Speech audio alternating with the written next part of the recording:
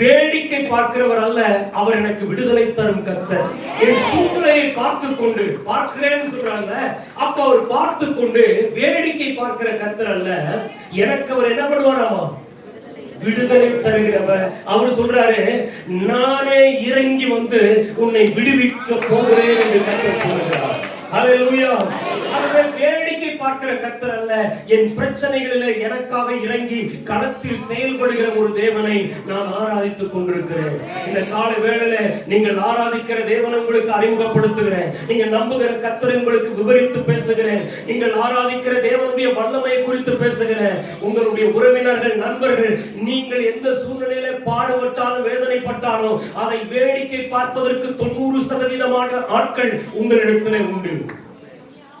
நீங்க எப்படி இதை ஜெயிக்கிறீங்க, மேற்கொள்றீங்க, வர்றீங்க, போராட்டத்துல இருந்து எப்படி வெளியே வர்றீங்கன்னு உங்களை தூரத்தில் நின்று வேடிக்கை பார்க்கிறதற்கு அநேகர் இருக்கும் பொழுது கர்த்தர் சொல்லுகிறார், உன் உபத்திரவத்துல, உன் பிரச்சனையில, உன் போராட்டத்துல களத்தில் இறங்கி உன்னை வேடிக்கை பார்ப்பதற்காக உன்னை விடுவிக்கும்படி நான் உன்னோடு இருக்கிறேன் என்று தேவனாகிய கர்த்தர் சொல்லுகிறார். ஹல்லேலூயா.